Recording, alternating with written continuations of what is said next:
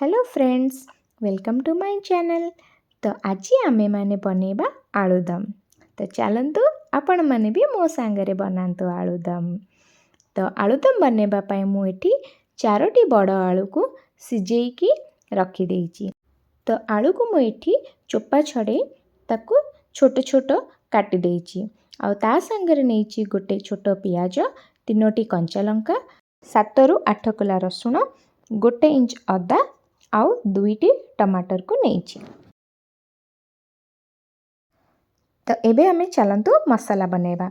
तो सेथि पई गोटे मिक्सिंग जार रे मो अदा रसुण कंचा लंका को नेइची आउ पियाज को छोट छोट स्लाइस रे रफली काटी देइची। तो एबे एथिरे मु 2 रु 3 स्पून पानी दे गोटे स्मूथ पेस्ट बनै देइची। तो चलंतु एबे कुकिंग प्रोसेस स्टार्ट करिबा। तो एबे गोटे कढ़ई को आमे भले की गरम करी सेथिरे 5 रु 6 स्पून सोरिष तेल नहीं जाइछि। तो सोरिष तेल को आमे एठी भल भाबरे गरम करी देबा। तो तेल गरम हे गले आमे सेथिरे किछि गोटा गरम मसला पकेबा। तो एठी मु 2टी तेजपत्र, 1 इंच दालचीनी, 2टी लवंग, 2टी गुजराती और 1 स्पून जीरा को नेइछि।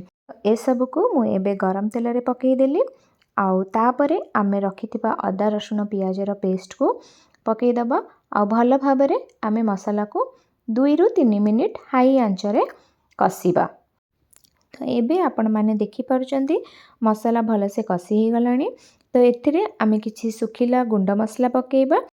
तो गुंड मसला रे मु एठी नेइछि 1 स्पून काश्मीरी लंका गुंड, आधा स्पून हळदी गुंड, 1 स्पून धनिया गुंड आउ 1 स्पून लाल लंका गुंड आउ ता सहित आधा स्पून जीरा गुंड। तो ए सब मसला को आमे एबे भल से मिक्स करि दबा। मसाला जेमिति न पोड़िबो सेति पई मु एठी 1 स्पून पानी दे मसाला को भल भाबरे कसी दउची। तो एठी देखंतु मसाला भल भाबरे कसी हे गलानी। तो एबे आमे रखिथिबा टमाटर को ऐड करि दबा आ मसला सहित टमाटर को भल भाबरे कसी दबा। तो आपण थरे एई भली बनांतु, देखिबे आपन को बहुत टेस्टी लागे आलूदम। आ एबे सांगरे आमे लूण ऐड कर दबा ताकि टमाटर नरम हो जिवो। तो एठी मु 1.5 स्पून लूण नहीं जारची। तो मु प्रॉपर मेजरमेंट रे नहीं ताकि मते परे आ लूण ऐड करबा को पड़िबनी। आपण माने स्वाद अनुसार लूण पकई परिबे। तो मोर 4टी आलू पई एतिकी लूण परफेक्ट मेजरमेंट। तो एबे देखंतु मेठी 4 स्पून पानी दे देली ताकि मसाला भल भाबरे कसिबो आ तळे लागिबोनी। तो चलंतु आमे याकू घोड़ेई दबा आ 2 रु 3 मिनिट छाड़ी दबा। 3 मिनिट हे गलानी। तो देखंतु मसाला केते सुंदर रंग नै आसीछि।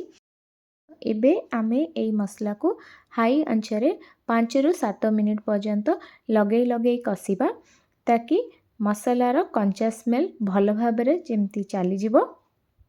एठी एबे आपण माने देखि पारुचंती मसाला बहुत भल भाबरे कसी हे सारिछि आउ मसालारू मध्य तेल बाहरिलाणी। एबे आलूदम रो स्वाद आहुरी बढ़िबा पई आमे गोटे सीक्रेट इंग्रेडिएंट ऐड करिबा जोटा होची गोलमरिच गुंड। हाँ, आपण एठी 1 स्पून गोलमरिच गुंड निश्चय ऐड करिवे आउ देखिबे आपणकर आलूदम रो टेस्ट केते बढ़ी जिवो। तो एबे चलंतु ऐड करिबा आलू।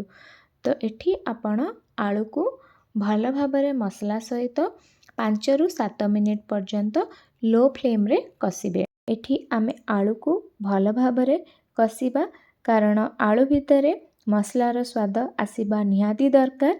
तो सेथि लागी आपण माने 5 रु 7 मिनिट लो फ्लेम रे ही धीरे धीरे करी कसिबे। आलू जेपरी न भांगे तार ध्यान निश्चय रखिबे। तो आलू बहुत भल भाबरे कसी हे सारिछि। तो ए स्टेज रे मु गोटे मग गरम पानी ऐड करि देली। आपण माने आपण मानकर रिक्वायरमेंट हिसाब रे पानी रो मात्रा बेसी किंबा कम करि परिबे। तो ए सब को एबे भल भाबरे मिसेई आमे 5 रु 7 मिनिट पर्यंत लो मीडियम फ्लेम रे कुक करिया पई छाड़ी दबा। तो एबे 7 मिनिट होई सारिछि। तो चलंतु देखिबा आलूदम केमती हेइछि। तो आपण माने देखि पारुथिबे केते सुंदर कलर आसी जाइछि। तो एई स्टेज रे आमे रखिथिबा कसूरी मेथी को ऐड कर देबा आउ भल भाबरे मिक्स करि देबा। मते आलुदम रे कसूरी मेथी रो फ्लेवर बहुत भल लागे। तो चलंतु एबे आमे लास्ट रे गोटे स्पून गरम मसला ऐड करिबा आउ हमर आलुदम बनकी रेडी हो गला। तो आशा करुच्ची आजिर वीडियोटी आपण मानक बहुत भल लगी। तो आपण माने भी यही भली आलुदम बनातु आउ निजर प्रिय लोकन को खुआंतु। जदि मोर ए रेसिपीटी आपन को भल लगी तो निश्चय लाइक शेयर आउ सब्सक्राइब भी करंतु आउ मते सपोर्ट करंतु।